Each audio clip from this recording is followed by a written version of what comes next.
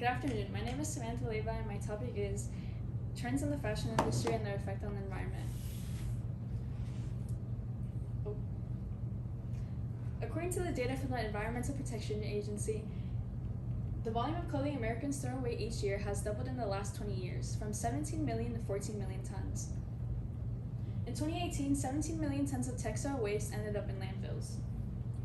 This leads to the question, in the 21st century, to what extent have trends affected the fashion industry, and what is its impact on the environment? Consumer trends, consumer behavior, and fast fashion all contribute to the negative impact the environment on the environment caused by the fashion industry. First, consumer trends. Consumer trends can be defined as underlying values that drive customers towards certain products and away from others. I'll be focusing on two types of trends first. Macro trends versus micro trends. Macro trends last from 5 to 10 years and are usually associated with different decades. For example, shoulder pads from the 80s, drop waist dresses from the 20s, and bell-bottom jeans of the 70s.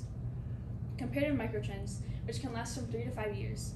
Sweater vests, pearl chokers, and pastel knits are a good example of micro trends currently popular among Gen Z.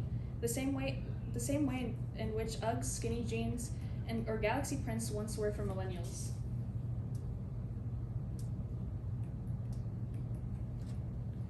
On the other hand, consumer behavior is the study of individuals, groups, or organizations and all the activities associated with the purchase, use, and disposal of goods. When consumers move from one market to another, all activities associated with the purchase change. For example, online versus in-person shopping. Through COVID-19, consumers can be seen switching from in-person shopping to online shopping. Companies like Boohoo started to take advantage of the gain in online customers by analyzing their consumer behavior. Over time, Boohoo accumulated rich data about online consumer behavior and further tailored the shopping experience to its customers' taste. They know that first-time consumers like to see this product category or customers from this geographic area like this color palette. As stated by the fourth stimulus, ultra-fast fashion is eating the world by Rachel Monroe.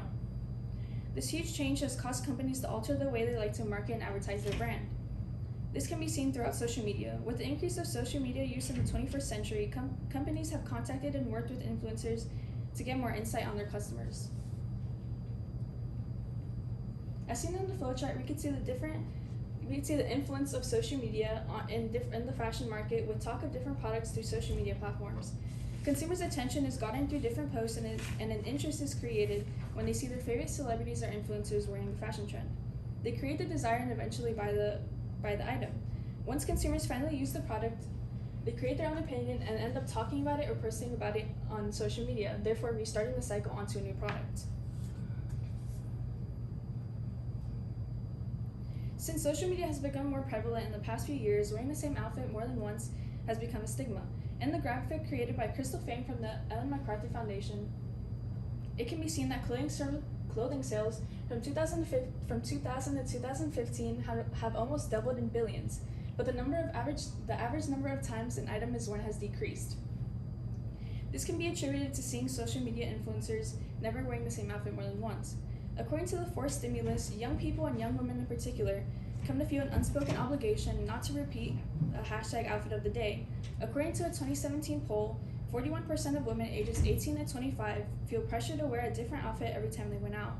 With the decreasing number of times clothing is being used, most people choose to buy cheap fashion. This leads into fast fashion. Fast fashion is a big part of the fashion industry, as well as one of the greatest causes of harm to the environment. Fast fashion can be defined as cheap, trendy clothing that samples ideas from the catwalk or celebrity culture and turns them into garments in high street stores at breakneck speed to meet consumer demand. The idea is to get the newest styles on the market as fast as possible so shoppers can snap them up while they are still at the height of their popularity, and then sadly discard them after a few wears. The main difference in fast versus sustainable fashion is the amount of waste that each one produces. Sustainable fashion decreases waste by making clothing that is significantly better quality. Less waste leads to both less water pollution and fewer carbon emissions during production. The fashion industry uses textile dyeing, which requires toxic chemicals that subsequently end up in our oceans. Approximately 20% of wastewater worldwide is attributed to this process, which accumulates over time. As many factories moved overseas, they may be in countries without strict environmental regulations, resulting in untreated water to enter our oceans. Not only is there an excessive use of water, but also plastic microfibers.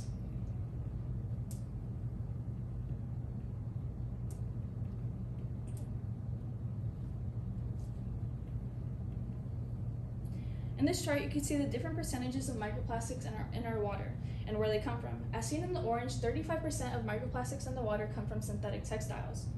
In the process of making clothing, plastic additives such as antioxidants, dyes, or fire retardants are added to the virgin microfibers. Here you can see the life cycle of what happens after microplastics end up in our food, body, and water.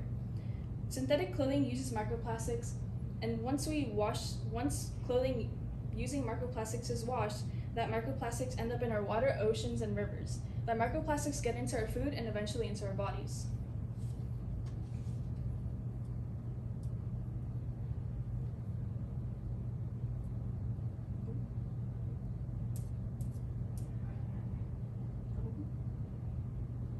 Just scroll up. Okay. Consumers should learn how to spot fast fashion, since most companies will usually never admit to being a fast fashion company not to ruin their reputation. The three main characteristics can be used: price, constant turnover, and fabric material. First, price. If a price seems too good to be true, then it probably is. A $10 shirt may seem reasonable, but is only made possible because of the cheap materials and labor companies pay manufacturers. Next, constant turnover. If a brand is constantly keeping up with the newest fashion lines and trying to keep up with the newest trends, then it is the greatest indicator of fast fashion. And finally, fabric material. Make sure to look at the garment tag on clothing. If you see cheap, low-quality materials such as polyester, then it is a good indicator. These materials are known to break down and not withstand long-term, and fast fashion brands know this and hope you come back to buy more. A solution to all of this would be creating and enforcing government regulations, changing materials of fast fashion clothing, and making the negative impact of these trends more of a public knowledge.